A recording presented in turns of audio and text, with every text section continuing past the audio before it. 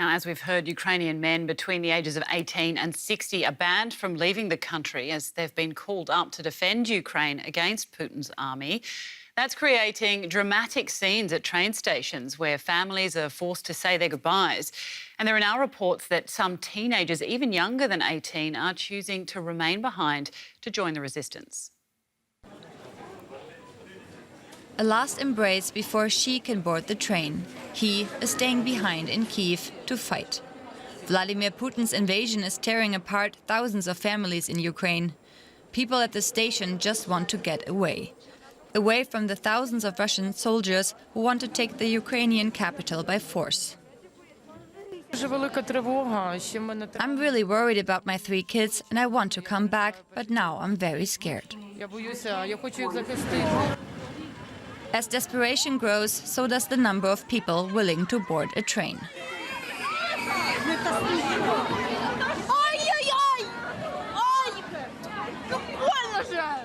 And while women, children and the elderly get on, their husbands, fathers and sons face the grim reality that they might never see them again. This man had just put his wife and 2 small children on the train. His 8-year-old son gave him his toy ambulance before he boarded. The urge to go with loved ones is almost unbearable. I said that we will fight to the end. It will be easier for us to fight when you are safe. Men aged 18 to 60 are not allowed to leave the country. But some teenagers choose to stay behind as well. They are joining the territorial defense. The reserve fighters wear yellow armbands. They have become omnipresent in the streets and outskirts of Kyiv. Most of them are inexperienced, but they are motivated to defend their country. The UN Refugee Agency says more than 1.2 million people have now fled Ukraine to neighbouring countries.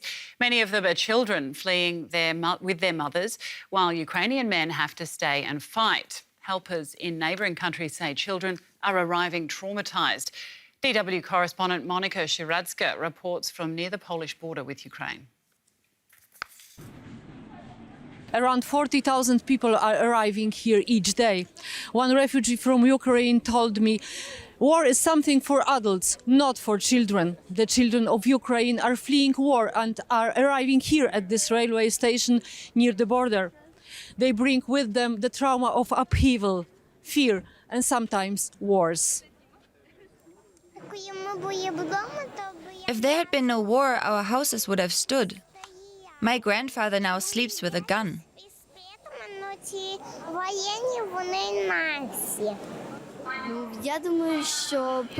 I think we can do it, that it will get better in Ukraine and that we will win.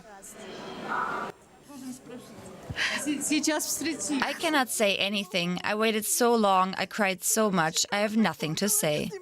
We spent a very long time on the train and a very long time standing. I'm grateful to Poland that it welcomes our compatriots in this way. What do you feel now? Joy. Joy. Sometimes there were sirens in the evening. The people hid all day in cellars and bunkers.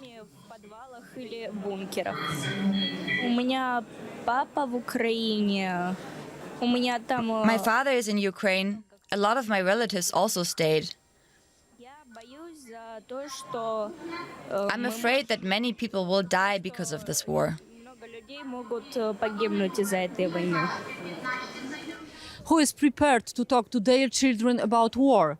The parents are in shock themselves. Their country suddenly engulfed in war. The big picture is overwhelming. The focus for now is on their children. We in Zaporozhye do not need to explain anything. The children there have seen everything with their own eyes. The situation there is difficult. They felt it all around them. Every day they sat in cellars without light, water, or heating. Ні тепла нету, нічого нету. Ну. Коли в нас уже наш район стали сильно When обстрілювати. our region came under heavy fire, when tanks were visible, the children were afraid. They said, "Mom, we're scared. Can we leave?" The children understood that there was a war, but they didn't understand why. Why were people shooting at each other? I don't explain it to them because I believe they're too young. In general, they know that there's a war, that there are explosions, and that someone wants to take our homeland away from us. Є взриви, що хочуть нашу державу забрати. The war in Ukraine is changing everything. Here, a new generation of European refugees carry the baggage of trauma into their new lives. Anchal Fore is a journalist for Foreign Policy magazine. She's in Przemysl, near the border with Ukraine, and I asked her to describe the situation there. Behind me is the first reception center. Now, this is where the buses that actually transport a lot of these Ukrainian refugees land, and from here they go to different places.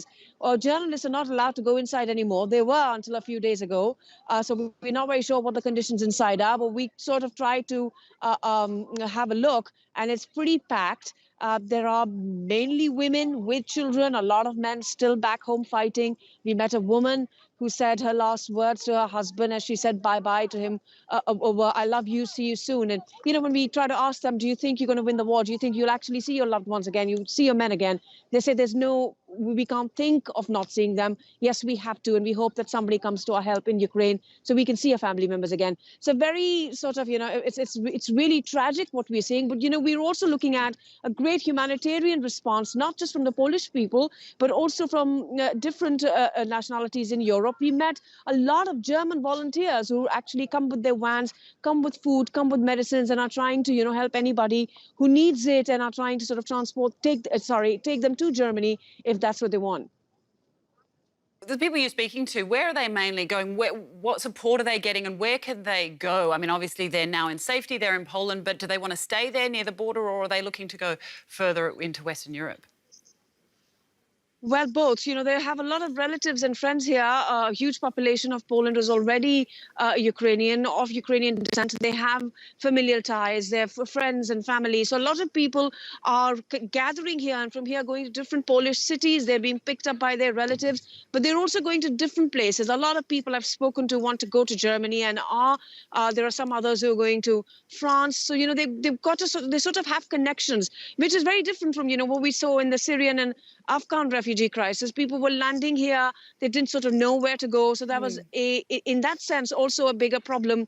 But they were also not dealt with the kind of warmth that the Ukrainians are being dealt with. It is, of course, a good thing that Ukrainian refugees are being received well and are being looked after more than other refugees were. But it's perhaps also telling of, you know, different attitudes towards different people.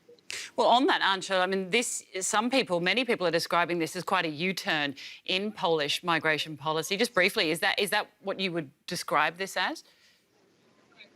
I mean, I would say that, but I would also say that, you know, maybe European countries have also learned, and maybe, you know, there are other reasons as well. They feel that Ukrainians are culturally, you know, it's easier for them to assimilate in their societies. That's the other reason, but certainly racist overtones, overtone to it all as well, clearly there. It is certainly a U-turn, but I would say it is a good one nonetheless. It's good that Ukrainian refugees are being welcomed with all the warmth that we witnessed.